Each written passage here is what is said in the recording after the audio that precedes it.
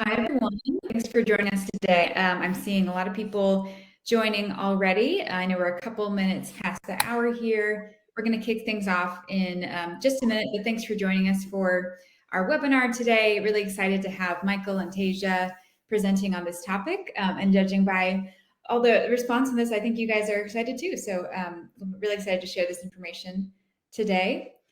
So while we're kind of waiting, I'll let Michael and Theja introduce themselves. And kind of talk about, why they're the people to join this webinar. Yeah, thanks a lot. Appreciate it. Hi, everyone. First and foremost, happy Halloween. Appreciate you all joining us today. I'm Michael Skehill. I'm one of the co-founders at Gradient Media Group. We are a direct response paid advertising agency specializing in growth acquisition for businesses and partnering with Rockerbox. And so, of our client roster, we see that about almost half of our clients are actually working with Rockerbox today, which is fantastic. And they've been a great solution for both MTA and MMM for us. And we're going to use today's time to really talk about, what full funnel marketing is, and maybe double clicking into some paid social channels that we can really talk through how a full funnel strategy can help meet some of your business goals. Great to have you join us. Thank you. Hey everyone, thanks for joining. My name is Theja. I'm a CSM here at Rockerbox. I work closely along with Mike and also a handful of other brands to help everybody leverage Rockerbox's full MTA and MMM solutions to kind of answer your priority marketing questions. Awesome, good to have you. So before we're going to have a lot of panel questions today, but one very important question: what are your Halloween plans, and do you have a good costume? Well, costume, I'm always a last minute costume guy, whether it's running to Spirit on my way to wherever I'm going or diving into the pile of old costumes in the basement. So that's still TBD. Plans are just to hand out some candy to trick-or-treaters. So nothing special, but maybe a horror movie mixed in. Oh, yeah. No plans today. I went out over the weekend and I dressed up as a cowboy, but with cow pants instead of like a traditional cowboy and boots. And then if I do go out tonight, probably just dress up as a tennis player. Wearing all white's pretty easy. Grabbing a racket makes everything easy. That's a really good one. I was Taylor Swift and no one knew who I was. They were like, Dolly Parton? I don't Oh, no. Apparently I don't know as many Swifties as I thought. All right, so we're going to kick things off. We are the hosting group here at from Rockerbox, and we have Gradient Media joining us. I'd love it if you guys could each give just a quick intro into our companies and what we do. I know, Michael, you went into some of this already. Yeah, sure.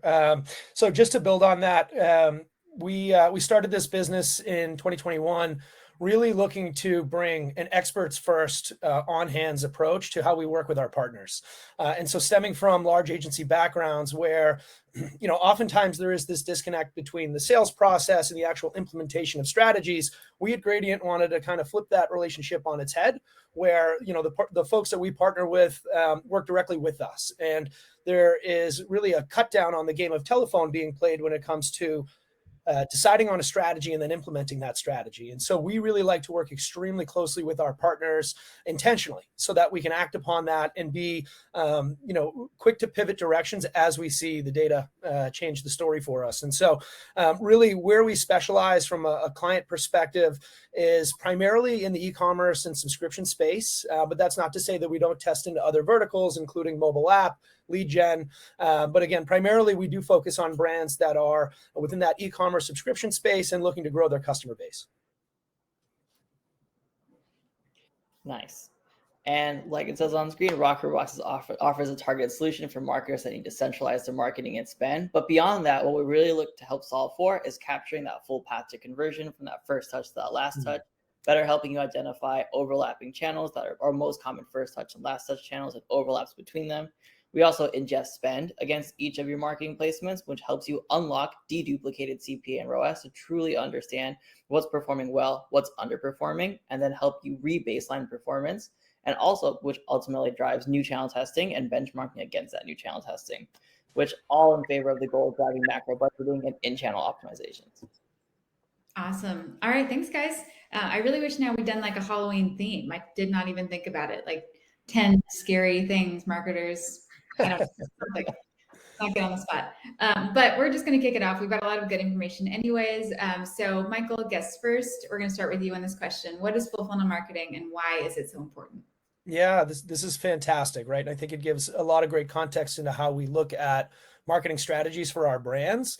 I look at full funnel marketing in two ways, right? Full funnel marketing cross channel and how each channel plays a role in driving that customer to convert.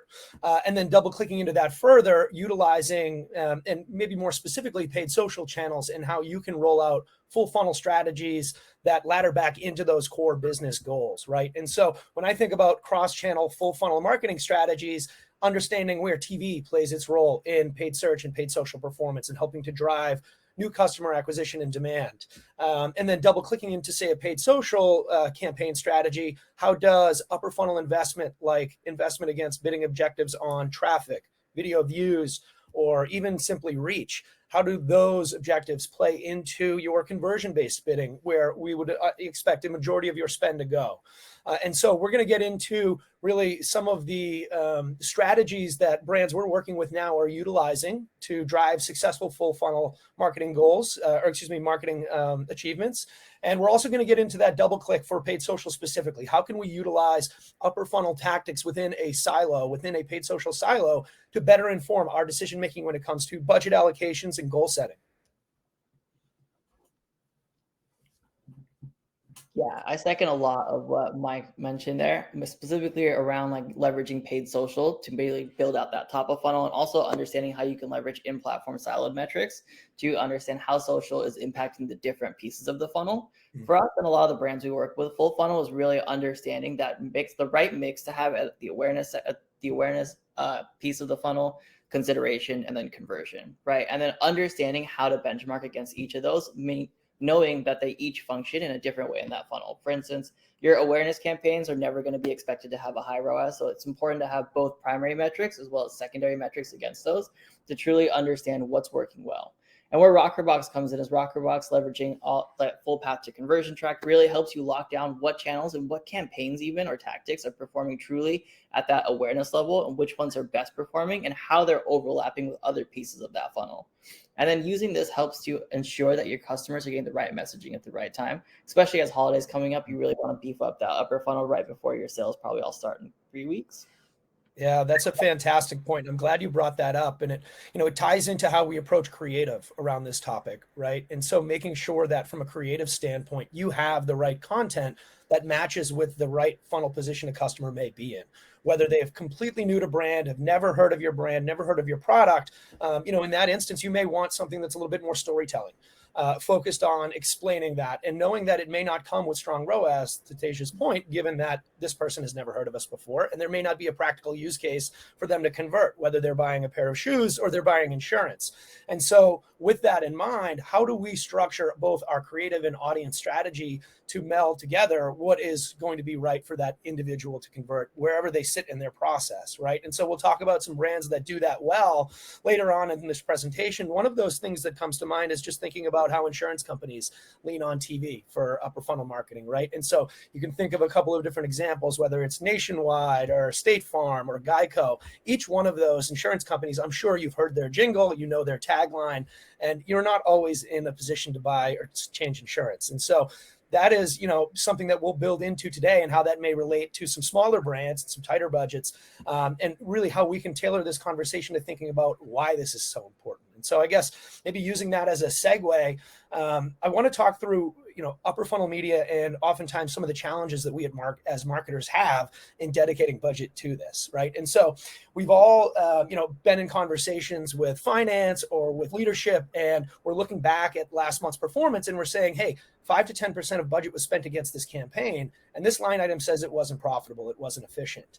But in reality, we're discounting the effectiveness of that campaign's role in lower funnel campaigns and in our other marketing channels, right? And so it becomes very difficult for you, the marketer, to quickly turn on a dime and say, well, actually, this is valuable and here's why. And so there's going to be tools that we look at, whether outside of Rockerbox or within Rockerbox's suite of tools, that can help us really make a use case for why upper funnel needs to remain a part of our always on strategy. And, we'll get into some of those details. the first piece that I just wanted to talk through, and this ties into that double click topic when we're talking about paid social specifically, is how upper funnels differ from conversion campaigns. And so one of the the best analogies that I've heard over my years in working within paid social has been the pizza analogy, right? And so you target an audience, and we'll just imagine that audience is a large pizza, whatever type of pizza you want. Maybe it's pepperoni. And when you're buying a conversion objective against that audience, especially within Meta, you're really only ever hitting a slice of that pie. And because what's happening is on the back end, Meta is looking to say who is the most likely individuals to convert against this bidding event. And if you're bidding on a purchase, Meta may be ruling out 80% of that audience already, saying these folks are not in market to convert. And so we are going to serve your ads to that highly qualified slice of the pie within your given audience. And where upper funnel objectives differ, especially within the Meta space, but even elsewhere within the paid social space, is that you're unlocking the entirety of that large pepperoni pizza. And you're able to serve ads to everybody within that segment. And so one of the great ways that we're using upper funnel objectives today is trying to pre-qualify that audience. And maybe it's targeting a 1% lookalike of your high LTV customers and dedicating a portion of our budget to upper funnel objectives, where we know Meta has already told us these 1% of folks are your most similar to the folks that have converted and are high LTV customers for you. Then we as marketers know we want to get in front of those folks. But when you're buying OCPM conversion campaigns against that audience, you're almost never going to hit the entirety of that segment. And so that's where we really start to see a use case where upper funnel makes sense for you to be investing in around the clock, because now what we're doing is we're unlocking the full potential of that qualified segment, and we're using that media to fuel an extremely important mid and lower funnel, which we know we're going to see much stronger quality from. But without that upper funnel investment, oftentimes what we see happen is these segments become very saturated. We overspend against these mid funnel and retargeting funnels because, again, going back to that finance exercise, we're looking back at last month's performance and seeing these are our most efficient segments. But it would be a little short-sighted for us to overinvest in those into the next month and shut off upper funnel. And doing that, we would be discounting where upper funnel plays its role in fueling the growth of those mid and lower funnel audiences. Yeah, it's a really great point in terms of how upper funnel really fuels those lower funnel audiences. One of the big things where Rockerbox helps quantify the value of upper funnel is by tracking multiple different conversion types that happen on site. For instance, your awareness campaigns are never really meant to just drive purchases from a one click, because look, they have to, think about the brand, learn more about the brand, the product, and then go through a consideration phase and then ultimately purchase. Sometimes a better metric against awareness campaigns is understanding what your cost against a view product action looks like, or even an add to cart as a secondary metric to really quantify where upper funnel is performing well. On top of that, Rockerbox, because we capture that full path to conversion, also displays the time to convert from a first touch point to that actual purchase, which is where you can really understand the expected time of a return on investment from upper funnel, right? So when you go back to leadership and they say, hey, look, there's this line item that didn't produce any revenue, you know that the upper funnel spend there will produce revenue at a later date. It's just not today. The same way with any OTT or linear buy, you don't expect someone to watch a TV ad and immediately buy, especially if it's a higher price item. You expect them to go through consideration phase, but that's where your retargeting or your conversion-based campaigns do a lot of the heavy lifting. Such a great point on the time to convert and the consideration cycle. And, working with a multitude of brands, we see the variance in that, right? And so, you're bringing up higher price point items, for a few brands that we're working with, the consideration cycle to buy from that initial touch point, maybe a month and a half. And so when we are operating within a given channel and we're being held to an attribution window that may be a week, it becomes very difficult to evaluate the effectiveness of that upper funnel buy, knowing that it may take a month and a half for the individuals who are now just hearing about your brand and your product to ultimately convert and take that action we care about. And so, bringing this back to, the importance of upper funnel media and why it shouldn't be discounted, really what we want to make sure that we're doing is we are meeting people in their customer journey at the time that, where they sit within the funnel. And so, while we as marketers are under so much scrutiny to deliver immediate performance now, in reality, if we're turning off upper funnel too quickly because in the short term performance may suffer, we could really be hurting ourselves in the long run by limiting the exposure the brand gets for these net new customers that we know may convert a month or two down the road, or even when the seasonality kicks in, right? And so peak moments, whether that's Black Friday, Cyber Monday, or for brands focusing on Q1, New Year, New Me, making sure that we stay top of mind and relevant to capture that demand at that peak period is so important. Awesome. And so let's move on to a slightly different topic here. So, with individual ad platforms kind of leaning into their own full funnel campaign types, how do you know as a marketer the best way to leverage those? And we'll start with Theja there. Yeah, definitely. I mean, I think the obvious answer for any marketer is always just to test into which platforms and which full funnel campaign strategies you want to try. Where Rockerbox helps is obviously identifying from a deduplicated perspective. Even if there's multiple touch points from a single campaign, you'll see where those touch points happen and whether or not this campaign is truly full funnel or if it's really just acting as like a last touch or even just the middle touch. Another way Rockerbox is really helpful when identifying how your full funnel campaigns across, like, let's say a Performance Max or an Advantage Plus is doing, is by understanding the true overlap between the channels and campaign types, right? Because ideally, I'm sure Facebook wants to say that Advantage Plus contains a customer entirely through Facebook, but we all know that's not the case. There's probably going to be some overlap with like Google or some display, right? Rockerbox's funnel position views will help better understand where PMax or where Advantage Plus is truly falling in the funnel. And oftentimes what we're seeing from brands is that something like an Advantage Plus campaign will bring in a lot of first touches, but the last touch always ends up being some kind of paid search or display, right? Similarly with Performance Max, the first touch is almost always paid social. The last touch is PMax. And this helps you better contextualize performance, especially when when determining, like going back with the finance team and determining which one was effective, which one is not, and better helping you justify how to spend on these full funnel campaigns, knowing that they are not always like full funnel. Right. And, even for the folks that may not currently be Rockerbox customers and may not have the benefit of using some of these tools, there are other ways that we can evaluate upper funnel and its effectiveness, right? And even just thinking about the most simple way, when I shut Facebook off or when I shut this upper funnel buy off, what happens to the rest of my mix? Do I see brand search demand diminish? Do I see paid search performance start to tank? And these are signals that we can utilize to say, okay, actually, as we start to turn on this upper funnel investment, whether that's Top Snap on TikTok or whether that's a feed takeover for Snapchat, I think I got those flipped. But ultimately, we should be able to draw a line in the sand to measure the effectiveness of what happens with our other marketing channels as we turn on a new media buy or as we turn one off. And, even a more simple way of doing this, which does tie back into one of Rockerbox's tools, is how did you hear about us survey?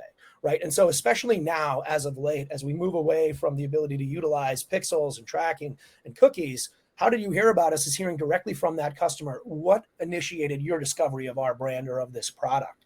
And this has been an extremely effective way for many of our clients to be able to evaluate that upper funnel media spend. If we are dedicating 5% of our budget to TikTok, yet we see that 15% of our new customers this month are discovering us on TikTok, to me, that signals this is extremely valuable, and we should start to look at reallocating budget here. And one of the ways that this ties back into Rockerbox is with their partner, Fairing. And Fairing is a how did you hear about a survey tool that is integrated with Rockerbox. And what we can see is properly accounted for conversions that are delineated from these customer responses. And this is coming into my Rockerbox view to say, actually, in fact, Snapchat is driving a very high number of conversions this month, unlimited investment. This is leading to brand discovery, product discovery. And so utilizing that how did you hear about a survey to develop some type of a channel return on ad spend based on the revenue that you see from these survey responses has been a really effective way for the brands that we're working with now to properly evaluate that upper funnel buy and then double down on the channels that we're finding success with. That's great. I'll have to tell Fairing they got a shout out in this webinar. They're great. Okay, so when we've talked about this in most of these answers, but let's bring it all into kind of one cohesive bit of advice here. How do you go about building that measurement strategy that supports a complex full funnel strategy? And what are the issues that might come up when you do this? Yeah, that's a great question. Theja, did you want to start or did you want me to take a stab? I feel like we're both going to probably have a similar kind of answer, so you can go ahead. Yeah, I think everything comes down to goal setting, right? And with any conversation that we're having with any one of our partners today, the top of that conversation starts with goal setting and realigning on those goals, not only in the sense of what we see within our platforms, within the the reported platform metrics, but also how that ties back to the source of truth, and whether the source of truth is a Rockerbox, it's a Shopify, or it's some other form. Ultimately, we need to make sure that we have alignment between what we see against the source of truth versus what we see in platform, not only at a channel level, but at a more granular level at a tactic, right? And so what is the relationship between my source of truth CPA within Rockerbox versus that same tactical CPA that I see within platform? And it may be a difference of 60 or 70%. But for me, the person optimizing these campaigns, that goal setting is so paramount to me being able to make prescriptive decisions that are rooted in your business benchmarks. And so if we understand that in-platform Facebook acquisition is telling me I have a $100 CPA, Rockerbox is showing me a $200 CPA, that is enough of a discrepancy for me to know, how do I start to define goals within platform that are rooted back against my core business objectives? And using that goal setting to delineate, again, the allocations and budgets that we want to be supplying to each of these tactics, each of these channels, that is really where I think we become more effective as marketers, is knowing that, hey, consistently over the last 3 months, we're seeing a 60% relationship between these two metrics. Now I can start to define the goals that I need to know, that I know I need to hit in order to start to meet some of those business benchmarks. The other piece is specifically around the upper funnel element. And this is something Theja had brought up a little bit earlier, but ensuring that goal setting is not the same for your upper funnel campaigns as it is for your lower funnel campaigns, right? And so, using that double click into Meta specifically, there are a multitude of types of upper funnel buys, right? Video view, traffic, reach, and all of these are going to have different surface level metrics with them. We may see extremely low CPMs on a reach buy, but that may come with some higher CPCs. We may see low CPCs and low CPMs on a traffic buy, but not a ton of view contents or add to carts. And with video view, we may see a ton of through play, and all of those now show different surface level metrics, and they should be evaluated differently, right? And so aligning on a CPC goal for your traffic campaigns and aligning on a CPM goal for your reach buys to ensure that that is being evaluated differently than your core campaigns, where you want to hold those to a tight return on ad spend or CPA metric. And I think that has been really one of the most impactful ways for us and our brands that we work with to ensure that we're not being too rigid against the goal setting that we want to have for upper funnel, and we're not being too aggressive shutting down upper funnel before we can really start to see that effectiveness, right? And I think, it goes back to the challenges that we have in investing in upper funnel. We're under a ton of scrutiny. And oftentimes when we launch upper funnel, we actually see performance worsen in the short term because we're taking money away from conversion driving tactics. But what we don't see is the impact that that has down the road when we talk about 3, 4, 5 months. And again, tying back into that consideration cycle by brand. And so I think the biggest thing that I can share here is when it comes to building a measurement strategy that's going to help your full funnel growth, it comes down to goal setting and making sure that you're prescriptive with the goal setting for what each objective is supposed to be doing within its position of the funnel. Yeah, I second everything that Mike just said, especially around goal setting is like really the opening framework for how you kind of build that measurement strategy. And once you have those goals in place, after let's say a couple months of like really kind of pushing the top of funnel, middle of funnel, and bottom of funnel, understanding your benchmarks against each, whether it's your primary like CPA ROAS or whether it's secondary metrics, the second piece of building that measurement strategy or that full funnel strategy is really just starting to test against different campaigns. And even within campaigns, testing out different creative types. For instance, like when you have like a PMAX campaign or Performance Max campaign, if you're seeing like a hero product just outperform in terms of orders, then maybe you want to pull that one out and push it back into a standard shopping campaign, right? That will realign how you think about how you want to optimize against like a bottom funnel shopping campaign. Or for instance, in an awareness campaign, if a specific creative is doing well, pull it out of Advantage Plus, right? See if it's doing well individually. And all of those things help you better understand where to spend your ad dollars effectively. Awesome. And so somehow, I'm not sure how that went by so fast. We're at the last question. And this one, you alluded to this one at the beginning, Michael. What brands can you point to that are doing a great job at full funnel marketing? I think it's always great to come back to those concrete real life examples so we see what that actually looks like. Yeah, the insurance companies all jump off the page, right? Because, Nationwide is on your side, save 15% or more by switching to Geico. I'm not in market for insurance, but I know all of those taglines. I know all of those jingles because of their always on strategy. And it's very difficult to understand when somebody is is ready to make a switch on their insurance, or when there's a new driver that needs to sign up for insurance. And what the insurance companies do great is they stay always on at the top of the funnel, ensuring that their message, their product, and their service is being told to consumers. That way, when that consumer is ready to convert, they can think back to that jingle that they heard on TV. And I think, maybe tying this back to an example of a client that we both work with in Weight Watchers, I think that's another example of a brand that has really done a fantastic job of not only utilizing upper funnel media to build their customer growth acquisition strategy, but evaluating it and making sure that we're not simply just dedicating 5% around the clock to a specific media buy, but we're pressure testing that with how did you hear about us, with Rockerbox path to conversion analysis, and with the goal setting that comes back to, is an upper funnel media buy on Pinterest more or less effective than one on TikTok? And who am I reaching, and what happens with those conversions, or with those consumers as they progress down 2-3 months along their customer journey? And so I think, all of the things that we had brought up today are elements of what a strong brand can do to not only make decisions around upper funnel investments, but feel confident that yes, this is in fact helping to drive new customer growth. Whether that be the path to conversion analysis within Rockerbox, whether that be the monitoring of cross-channel marketing effectiveness as you turn a new upper funnel buy on or turn one off, or even that how did you hear about a survey, which again, it puts the customer in charge, where they found your brand, where they found your product first, and using that information and data to then make more grounded decisions on budgeting for the next month or the next quarter or the next year. Awesome.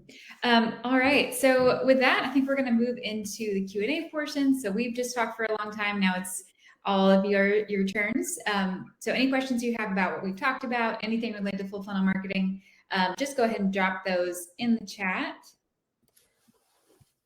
And we can answer as many as we can get to now. Looks like we have we've got a big group, we've got a quiet group. Some people say the funnel is dead and it's more of a loop. Okay. Any thoughts on that, Michael, Theja? Interesting. By more of a loop, I'm curious if you mean that it's more like a game of retention nowadays and less a game of acquisition, right? Like getting repeat customers. Michael, is that how you kind of see the question of a loop? Still thinking over this one. Yeah, it's really interesting because I totally understand where this may be derived from, right? And for instance, you invest in upper funnel and you have users that may see your ads and never take action on them. Now, those individuals, if they had consumed enough content, they may fall into my mid-funnel audiences within a meta, right? And in that regard, if they're not converting, eventually they will fall out of that mid-funnel audience based on exclusions, and then they will go back into that upper funnel audience. And so there is definitely some truth to that. I think, where brands can do a better job of closing that loop and making sure that it's a one-track direction to conversion is the creative testing element of this all, right? And so ensuring that there is practical use cases being told in storytelling for creatives, right? And so product examples, maybe a good one would be shoes and back to school, right? And so upper funnel media during the summertime, here's this new product from Nike, here's this new product from Adidas, and getting in front of your core customer base. That way and talking about maybe the product benefits, right? This shoe is going to be great. Your kid's going to be comfortable in it all day long through the school year, and it's durable. Now, as we enter in closer to September, that back to school period where shopping back to school picks up, making sure that maybe now what we're marketing to those individuals that have heard and seen our story about the product is maybe it's more promo driven and incentive driven, and making sure that we can drive these users to take action immediately. But there definitely is an element of truth to that, where there probably are users that are going to be in your funnel but may never convert. And so I think what we can be doing as optimizers is ensuring that we're utilizing exclusions to button up each stage of the funnel, making sure that, one, we're not creating any overlap with that user and that they're not living within two positions or two funnel positions at the same time, but also that we can start to limit our inefficient dollars, right? And making sure that we're not continuing to spend against users that the product may not just be right for. And so I think there is, some level of exclusions that can help with that. And I think creative storytelling and making sure where creative fits in each position of the funnel can really help to maybe reduce some of that loop. But I definitely do think that's an interesting call out. Yeah, it looks like Tanya followed up and mentioned that definitely was mentioning more of like a loop in terms of loyalty, retention, and advocacy. Also kind of falls into exactly what you're saying, right? Where the loop is definitely twofold. One of which is just like people keep going back between like awareness and consideration and never purchasing. And the second loop is definitely more that like maybe awareness just isn't the right play for some brands at all anymore because of the way their maybe their product is set up. And so they really focus on subscription renewals and subscription ongoings only. I think we're going to have our next webinar idea too. I think something about the funnel is dead. It's time for the loop, something like that. All right, some more follow-up from Tanya. Yeah. Means that nobody's actually really dropped from the funnel as long as outreach and messaging can bring them back. At the same time, it also implies that if marketers optimize messaging for just one step of the funnel, they are likely to convert less because the loop of discovery and consideration is always on. Yeah, that's really very insightful. Yeah, thanks, Tanya. I have one question for you all, really more of a kind of a general prompt. So I know that a lot of people, we're really in the swing of kind of holiday planning, holiday marketing. Really, everything is probably underway at this point. But do you have any thoughts on full funnel marketing in that context of thinking about the holidays? I think every year with brands that are with Rockerbox, holiday starts earlier and earlier. And it's always about pumping up that top of funnel awareness as early as like August. Yeah. Right. Making sure that you fill that up, because the bigger that top of funnel is, even if you let's say, like Michael mentioned earlier with the pizza analogy, right? Out of a bigger piece of pizza, 5% of a bigger pizza is bigger than 5% of a smaller pizza. Yeah. And, I didn't want to be too blunt, but as far as planning goes, if you're a brand that's really reliant upon Q4 and peak season, we may already be behind the 8 ball as far as investing in upper funnel and making sure that we are, creating demand to capitalize on during those peak shopping moments. And, a lot of that comes back to the consideration cycle, right? If your brand has a month to 2 month consideration cycle, we really need to be getting in front of these folks, to Theja's point, as early as August, if not earlier, right? And so as far as allocations go, we're almost into the time period where we're starting to limit those dollars to capitalize on that demand that has been generated up until this point. If you're a brand that's really focused on, your peak season being in Q1, come January and February, I think we're really in the midst of it, right? And so especially now in such a hyper competitive time where we anticipate CPMs to increase, given the increased activity of advertisers on these advertising channels, CPMs are going to go up, which means we need to find ways, more cost-effective ways, to get in front of our core demographic, our core customer, that is going to, one, allow us to keep our costs down now, and two, maximize our efficiency during peak season. And so, already starting to see a shift for some of our Q1 brands where we are increasing our allocation to upper funnel, trying to reduce our front-end costs, maximizing our exposure of the brand and of the product to then capitalize when it's time to hit the gas, whether that be end of December, beginning of January, or even into Valentine's Day, whichever that brand, may be.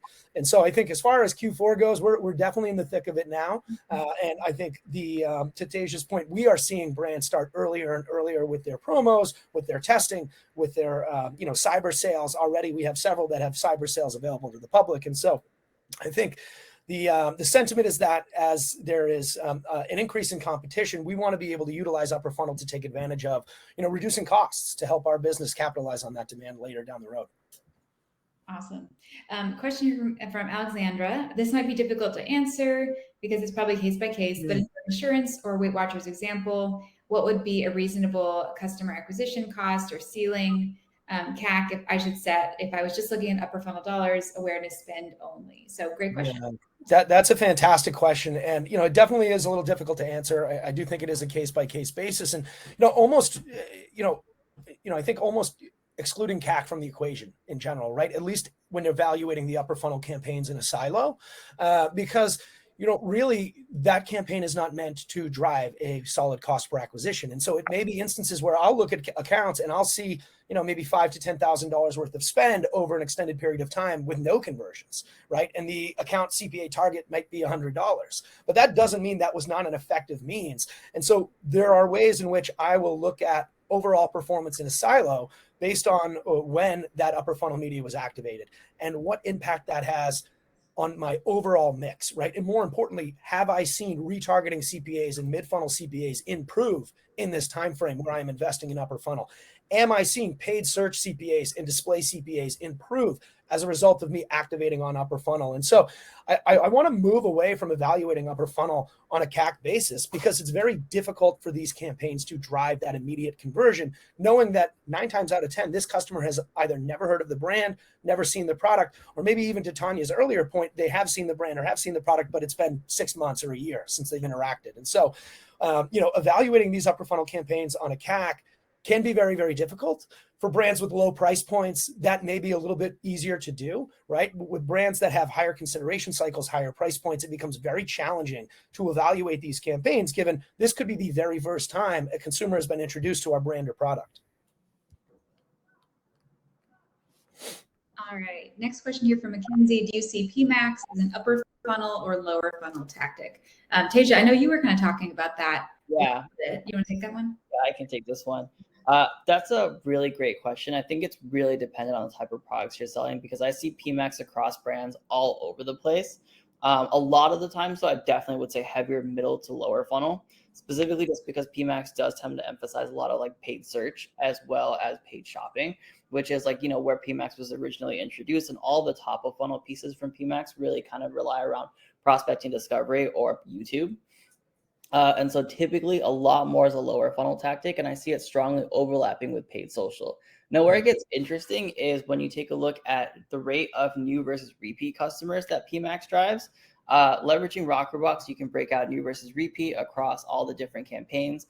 And so we see oftentimes that while PMAX typically has a very strong ROAS, contextually that's true because 1, it performs lower funnel, and 2, it drives a lot of repeat customers. So PMAX money isn't always going to net new customers. So let's say, for instance, like if you're spending like every dollar you push to PMAX, well, we're seeing unlikely that 60 to 70 cents of that dollar is going towards a repeat customer purchase, and only 30 cents of it's going towards a new customer purchase. So I'd say generally lower funnel tactic, definitely more of like a retention tactic than like a net new customer acquisition.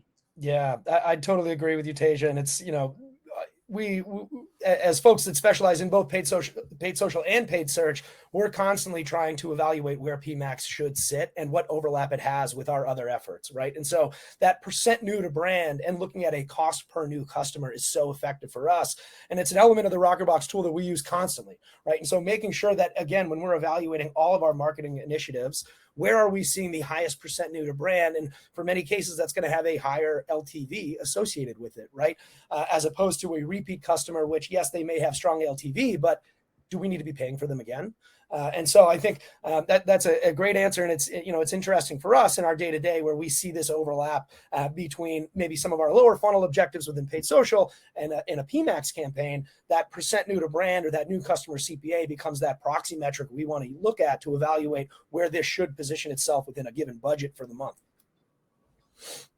Awesome. Another question and a little bit of clarification from Mackenzie. PMAX asking if PMAX still doesn't allow for retargeting. And says she sees it as an upper funnel purely because of that. So thanks for that clarification. Yeah. All right. And back to Alexandra here, part 2 of her question. To evaluate upper funnel and awareness dollars, we also look at our percentage breakdown of new users versus returning users.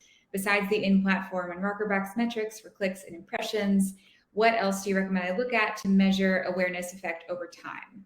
For example, like site-wide revenue lift. Yeah, that's a great question. And I do think site-wide revenue lift is an important piece to really understand. And it becomes challenging when we're testing everything at once, right? And so let's say, all of a sudden we're eager, we want to invest in upper funnel. We launch upper funnel for TikTok, for Meta, for Snapchat, for Reddit all at once. It becomes very difficult to understand which of those channels is actually really driving that effective result. And so, for at least some of our smaller brands where, dollars are under scrutiny, we want to be very prescriptive with how and when we're testing that. And so single variable focus, if I add one change to my mix this month and it's Meta upper funnel buys, what is the output from that? And so really trying to be prescriptive in how we add those elements into our marketing mix to ensure that I have a solid understanding of what that impact was. And so site-wide revenue lift, percentage of new users, those are super important metrics for us to consider when we're trying to evaluate that. But it also it goes back to that, how did you hear about us, right? And so if I am activating TikTok and Meta and Snapchat upper funnel media buys, where they are not already currently on, and I see survey results that are over-indexing against TikTok, to me, that's a signal that I'm seeing TikTok as a more effective means to get a new customer. And so therefore, I should start to prioritize budgeting against that channel as a result. And that just being for, evaluating this outside of Rockerbox's suite of tools, but the path to conversion and that funnel position view within Rockerbox has been supremely helpful for maybe some of the more complex brands where they have full funnel marketing already built out. Now they're just trying to evaluate which of those elements are the most effective. And that's really where, to Theja's earlier points, I can be confident that, yes, in fact, the TikTok media that I am buying is resulting in X amount conversions more than, say, some of my other upper funnel media buys. Maybe YouTube being a comparative channel where, yes, the percent traffic of new visitors is high, but are these individuals actually converting? And therefore, is the quality of traffic much better than what I'm getting from other channels? And so I think there's a couple of ways to do it. Trying to draw a line in the sand and measure lifts in site-wide revenue or lift in percentage of new traffic are really effective ways at the smaller scale. As we get larger, I think that's where it becomes important for us to have a solid understanding of what our baseline is. And then as we introduce something new, we can know for certain that, yes, it is this that's driving that change and impact for us. Any thoughts, Theja? Nope, that sounds good to me. All right. That was great. Thanks for those questions, guys. I think we're going to move on to wrapping it up. And if there is anything else, feel free to drop it there. We've had some great questions. Just wanted to share a little bit of info about how you can get in contact with either one of us for more questions. If you do have any more things you think of afterwards, we're always here to answer those questions. But if that's it, then I think we're going to wrap things up. Thank you guys both for being the co-hosts here. This was great. A lot of great information. And judging by the engagement, I think everyone loved it. So thanks, and hope to have everyone here in a webinar again. Thank you, everybody. Really appreciate it. And thank you, Maggie. Thank you, Theja. Appreciate you both. Hey, thanks, Mike. Thanks all for hopping on. Happy Halloween, everybody. Take care. Take care.